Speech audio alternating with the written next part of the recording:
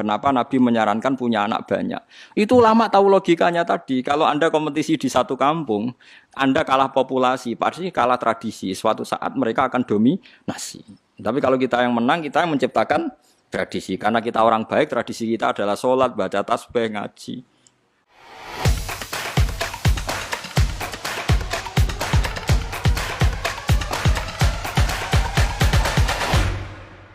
Kalau baleni malih, ini memang masalah-masalah yang kita tidak pernah tahu ila yaumil qiyamah. Ngeten kula nu termasuk ahli fikih dan memang saya pelajari masalah halal haram. Kula nu nate belajar halal haram mulai kitab Ihya sampai kitab Syekh Abdul Qadir Jilani, jenenge kitab Hunyah sampai kitab Nihayatul Matlab. Halal itu hukum, rungokno nggih. Halal itu hukum. Yang tidak zat loh ya, yang tidak zat. Yang tidak zat artinya tidak khamr, tidak celeng. Ya tidak batang, yang tidak zat, yang halal menjadi haram karena satu proses yang salah. Saya ulang lagi ya, halal yang menjadi haram karena proses itu nanti selalu menjadi halal karena hukumnya halal, bukan karena materinya halal. Jadi misalnya gini, Anda supir, ya supir ya halal, kondektor ya halal, sudah. Padahal nanti itu ada orang lonte misalnya, umbal itu nganggu duit hasil dari ngelonte, copet umbal dari uang hasil nyopet. Dan dia pergi juga mau meneruskan aktivitas nyopet. Anda sebagai supir atau kondektor tetap halal karena Anda mendapatkannya lewat transaksi yang halal. Meskipun dibayar dari materi yang asal-usulnya didapatkan dari haram. Mungkin Anda penjual pulsa, ya sama. Yang beli mungkin lonte, engkau pulsane dinggo goleki hidung belang atau sebaliknya. Kue santri, ya wis pokoknya tuku pulsa itu dilayani. Kue kan gak iso nulisi hanya yang berkepentingan halal. Pengen rapayu tapi gitu. Nah sama jual beras juga sama. Nak dipangan kiai, dipangan wong saleh nggo kekuatan salat. Nah digo wong nakal. Ya di kekuatan nakal. Mulane nek ning bis ra usah ndonga, semoga sampai tujuan. Sebagai tujuan nek wong nakal ya di tempat tujuannya ya nggon nakal. Ya ta ora? Tapi ndongakno wong ya sampai semoga selamat sampai tujuan dan semoga cita-citanya berhasil. Lo cita-citanya berhasil cepat yo. Paham nggih? Jadi makanya hukum uangan mana rata-rata wong alim ora iso omong. Kulo sering takoki. Kulo nggih nate ketika Jogja gempa atau ada daerah-daerah yang kena bencana, saya pernah ditanya wong alim, padha ngalime takok. Gus menurut Anda doakan selamat itu baik apa enggak? Supaya dunia enggak ada bencana. Roh, jenengan wong alim gak roh. Kalau dunia itu aman, sing kelon maksiat ya aman, sing minum ya aman. Meskipun nak ora aman, sing salat pun ndak aman. Tapi masalahnya nak aman, sing maksiat pun aman. Akhirnya kan wong alim ora wani omong. Ya juga Gusti nderek mawon kan mergo mugi-mugi kampung niki gemah ripah loh jinawi, rezeki gampang ngene-ngene. Rezeki gampang aku nakal ya juga aktivitas nakal, sing soleh juga aktivitas. Mosok kabeh donga semoga rezeki gampang kangge tiyang-tiyang soleh sing mboten soleh. Kangelan kan yo sing muni amin bingung iki maksude piye. Kan yo ora jelas. Makanya ketika Syekh Abdul Qadir Imam Ghazali yang dikatakan halal itu Anda saat transaksi melakukan sesuatu yang halal. Di luar itu Anda sudah tidak dimintai tanggung jawab. Karena kalau dimintai tanggung jawab, uang rentalan mobil, bogo jemenan apa mboten ngapunten lho niku. Wedi digo, ya haram tenan nak digo. Tapi wis wong kata-katan kayak mergawe ya wis. Lah nang ngono sak donya ya haram kabeh. Ya pesawat digo kaji. Wong kok nyugeno Boeing, nek Amerika suwe Boeing sugih digo kekuasaan militer sugih digo ngrusak Islam. Boikot pajak Amerika. Wis haram kabeh sakjane. Kaji pun haram. Mergo kaji nganggo pesawat Amerika nyugeno Amerika. Nah Amerika sugih dinggo. Ora ono sing halal nang mbantem ngono ya ora ono sing halal. Lah ndak usah berlebihan gitu. Kalau transaksi yang kamu hadapi halal, maka akan menjadi halal. Kalau ndak ya ndak. Allah tidak menuntut di luar itu wis yang jauh-jauh. Di luar itu Allah tidak napa? Tidak nuntut. Itu disebut fal halalu hukmin la halalu ainin. Yang dikatakan halal itu kalau menurut Allah halal ya halal. Kalau Allah menurut haram ya haram. Kamu tidak usah nuntut di luar itu. Nah sekarang orang-orang fikih itu ada pertanyaan begini. Ini banyak radi angel. Ada koruptor, misalnya Zaid koruptor, terus ngasih uang saya 1 miliar. Saya tahu kalau uang itu korupsi. Kalau ini tidak dalam konteks Indonesia contoh umum, rasa tersinggung itu di KPK. Kalau saya kembalikan ke negara yang nggak jelas fungsinya, misalnya ya, kalau dipakai masjid nanti masjid utang jasa sampai koruptor, misalnya.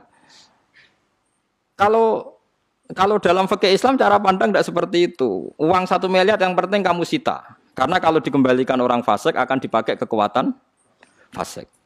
Kalau kamu pakai masjid nanti lembaga agama atau tempat beragama utang jasa sampai koruptor. Iku ana kiai-kiai sing fatwa seguratan ta jembatan, wong fasik yo nganggo, saleh nganggo, penting masjid yo ora utang, yo ora dienggo sarana napa? Sarana napa? Maksiat.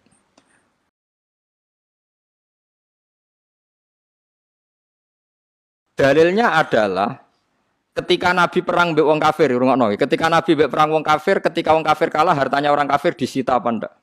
Disita. Sekarang sampean saya tanya, hartanya orang kafir itu dari cara haram apa halal rata-rata? Haram. Tapi kalau harta itu dikembalikan karena Nabi orang suci dan sahabat orang baik, sudah jangan makan hartanya orang kafir, balik wae. Yuk dipakai kekuatan kekafiran. Maka target pertama yang penting disita. Nah, makanya ini sirinya kenapa ghanimah halal padahal dari hartanya orang kafir. Karena kalau dikembalikan menjadi kekuatan apa orang? Nah sekarang kalau perempuan ini Mustafa tertarik. Ya dalam hukum perang dulu loh ya, enggak sekarang. Dulu perang itu kan yang Nabi mesti benarnya, orang kafir mesti salahnya. Kalau sekarang perang kan enggak jelas. Pemimpinnya ora jelas bener.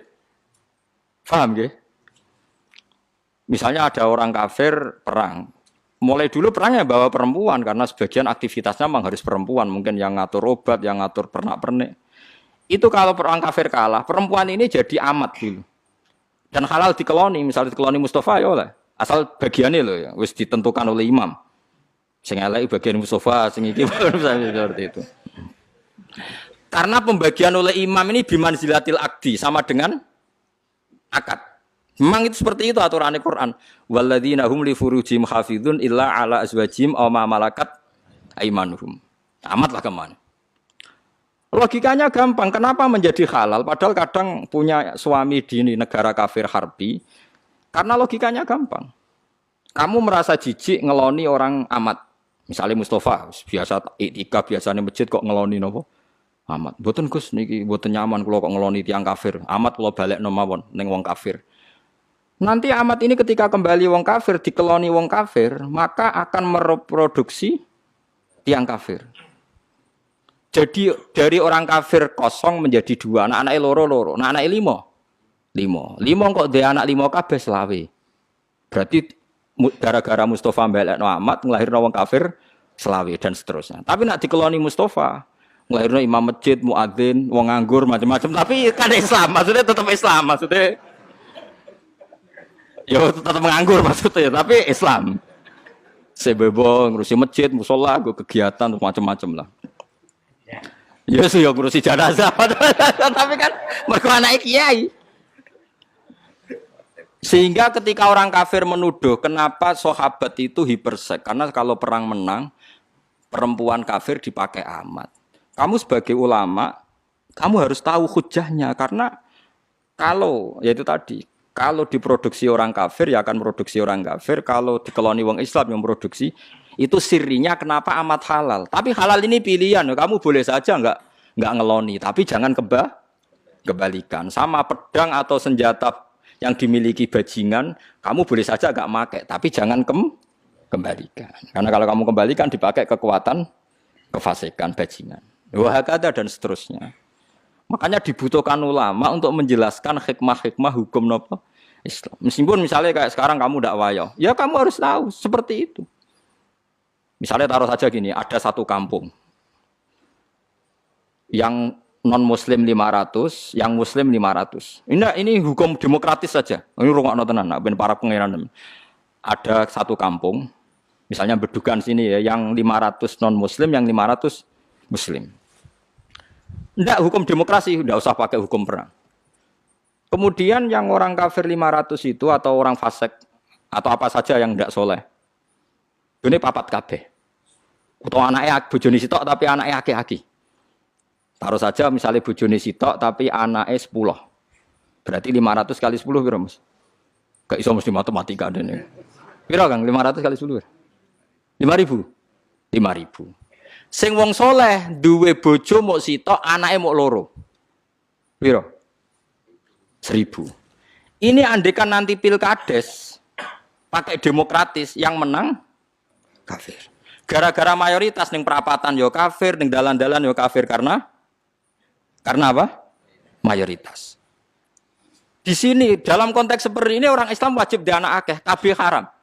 Haram tenan dalam konteks yang gambarannya seperti ini. Makanya Nabi ngendikan angkihul waludal wadud fa inni mubahin bikumul umam. Cung kena nikah golek cawe wedok sing anake waki. Karena dalam konteks ini kompetisinya mau ndak mau akeh-akehan anak.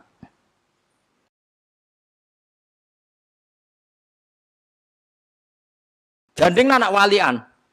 Sing wong Islam anake 10, sing wong kafir anake loro. Ning perapatan ya wong Islam, ning ratan wong Islam, sing nganggur ya Islam.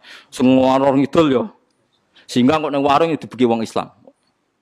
Harus saja sing wong kafir ning warung iku loro, sing wong Islam 10. Akhirnya maca selawat ya tenang, ben ndi ben masjid, ben ndi ben ngaji, tenang ae.